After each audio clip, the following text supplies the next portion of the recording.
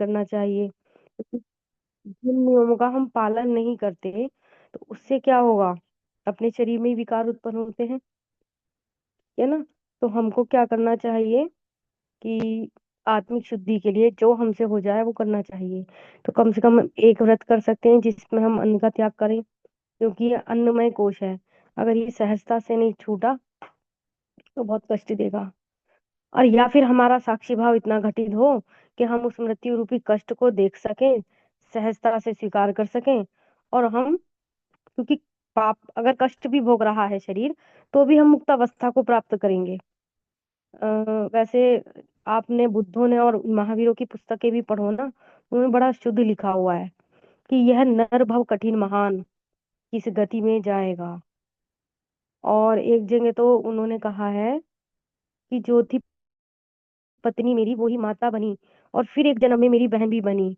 रिश्ते बनते गए और बदलते गए, पर ना ठिकाना मिला। और हमने इतनी वधुएं बनी बरी, हर जन्म में हमने एक से एक पत्नी को चुना, क्योंकि पहले तो अनेक रानियां रखने का वो था। मतलब महावीर जी अपने जन्मों की कथा सुना रहे हैं कि एक से एक वधुएं बरी, लेकिन हमने भक्ति को नहीं चुना, हमने मुक्ति को नहीं चुना। अगर हम भक्ति और मुक्ति के मार्ग को चुनते तो हमें मोक्ष का मार्ग मिल जाता। देखिए भक्ति जो है उसके दो पुत्र हैं, ज्ञान और वैराग्य। आप भागवत कथा, अब हम एक जो हमारा ये आभासी पटल है जो श्री भगवती कृपा के नाम से चलाया जा रहा है, इसमें हमारी एक टीम काम करेगी, जिसमें डॉक्टर रमा शर्मा जी हैं, प्रीति जी हैं, मैं हूँ, दो लोग और हैं, अभी वैसे मैं उनका नाम यहाँ नहीं बता रही हूँ। तो हम आगे चल के इस पे कथा भी किया करेंगे। अब जैसे आज विशेष दिन है एकादशी का, तो कम से कम हम एकादशी का महात्म सुन के हम उस परम तत्व की, उस परमेश्वर की अनुभूति तो करें, जो कि भगवान ने स्वयं अपने मुख से कहा है। जब एक बार युधिष्ठिर जी ने पूछा था कि देवोत्थान एकादशी के महात्म के देवोत्थान एकादशी पर जब देव जाग गए थे कि क्या करना चाहिए पाप के नाश के लिए, तो भगवान विष्णु ने कहा उत्पन्ना एकादशी करो। जगह जगह इनका महत्व लिखा है। आप श्रीमद् भागवत पुराण उठा लीजिए, हमारे इतने स्कंद लिखे हुए हैं, उपनिषद लिखे हुए हैं, ठीक है। तो उनमें आपको कहीं कहीं ना कहीं एकादशी का महत्व मिल जाएगा। व्रतों में श्रेष्ठ कहा गया है एकादशी को। भगवान विष्णु ने गीता में कहा है ना कि देवों में बृहस्पति मैं ही हूँ, एकादशी में व्रत मैं ही हूँ, जो श्रेष्ठ से भी श्रेष्ठतम है वो मैं ही हूँ। तो एकादशी की महिमा अनंत है। और मैंने तो ऐसा बहुत लोगों को देखा है कि बहुत जल्दी छूट जाता है एकादशी व्रत करने वाला, कष्ट इतना नहीं भोगता। और जो सामान्य व्यक्ति है या जिसका जीवन के प्रति मोह है, वो कष्ट को भोगता ही भोगता है। क्योंकि एकादशी व्रत करने से व्यक्ति महात्म वो भी करेगा, उसका क्या कहते हैं वो, बाद में जो करते हैं, क्या कहेंगे मैम उसको, जो एकादशी के उद्यापन उद्यापन इत्यादि करता है ना, तो उस उद्यापन में वो दान इत्यादि देता है।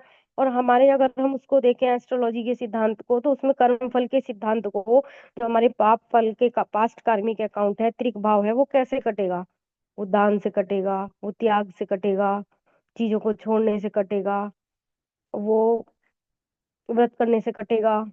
अब कष्ट भोगे कैसे, तो उस कष्ट को भोगने का एक सहज मार्ग बता दिया कि अन्न का त्याग कर दो, व्रत करो। क्योंकि आप उन चीजों के प्रति जब त्याग करोगे तभी आप मुक्त हो पाओगे, तभी आपको संसार की नश्वरता का भान होगा, और तभी आप भगवत भक्ति करोगे। भाई भक्ति कैसे मिलेगी, वैराग्य और ज्ञान से मिलेगी।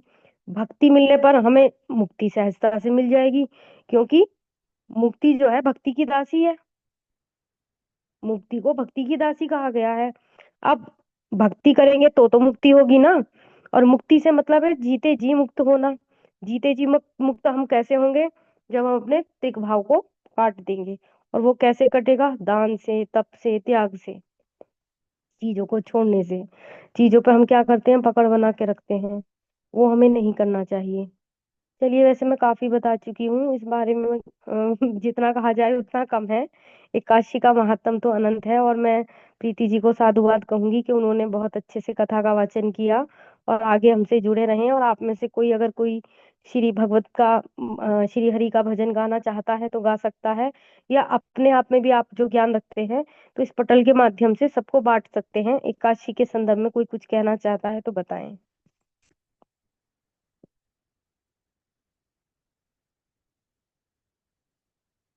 आप में से कोई कुछ कहना चाहेगा? कोई भजन सुनाना चाहेगा? जी। क्या आप मुझे सुन पा रहे हैं? हेलो। जी जी, क्लियर है आवाज आपकी। अरे तो कोई भजन तो सुना दो, आप इतने लोग जुड़े हैं। निशा जी, निहारिका जी, प्रीति जी, आप में से कोई किसी को तो कोई भगवत भक्ति का भजन आता होगा। श्री हरि का कोई भजन याद है?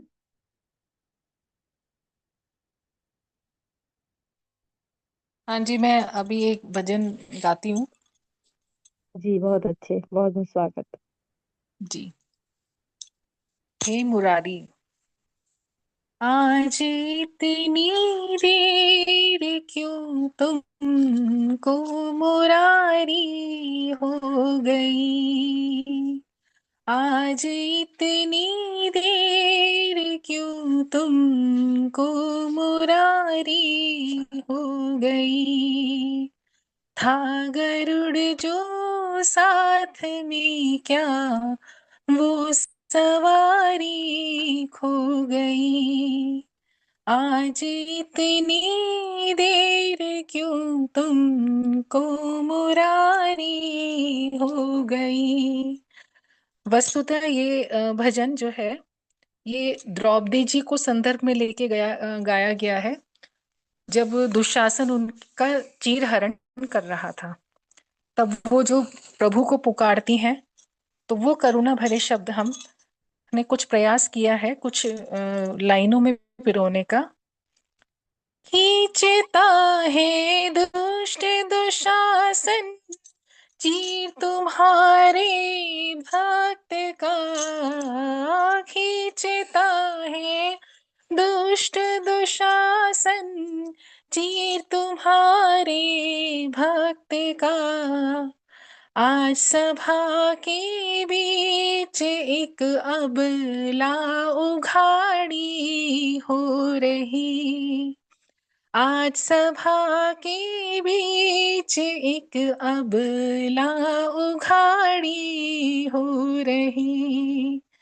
आज इतनी देर क्यों तुमको मुरारी हो गई। क्या कहेंगे लोग कृपा सिंधु मधुसूदन तुम्हें। क्या कहेंगे लोग कृपा सिंधु मधुसूदन तुम्हें। आपके होते हुए यदि मेरी हंसाई हो गई। आपके होते हुए यदि मेरी हंसाई हो गई।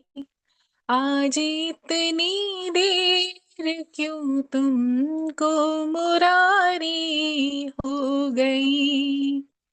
आज ही 14 भुवन में तेरी हंसी हो जाएगी। आज ही 14 भुवन में तेरी हंसी हो जाएगी। द्रौपदी के अंग से प्रभु साड़ी जो न्यारी हो गई। द्रौपदी के अंग से प्रभु साड़ी जो न्यारी हो गई। आज इतनी देर क्यों तुमको मुरारी हो गई। काट लो उनकी जुबां तुम अपनी सुदर्शन चक्र से। काट लो उनकी जुबां तुम अपनी सुदर्शन चक्र से। कहते हैं जो लोग द्रौपदी दासी हमारी हो गई। कहते हैं जो लोग, द्रौपदी दासी हमारी हो गई।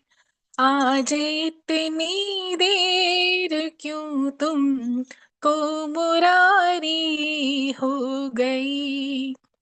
जब सुना भगवान ने वो आए गरुड़ को छोड़ कर, जब सुना भगवान ने वो आए गरुड़ को छोड़ कर, आते ही भगवान के वहां तो साड़ी ही साड़ी हो गई।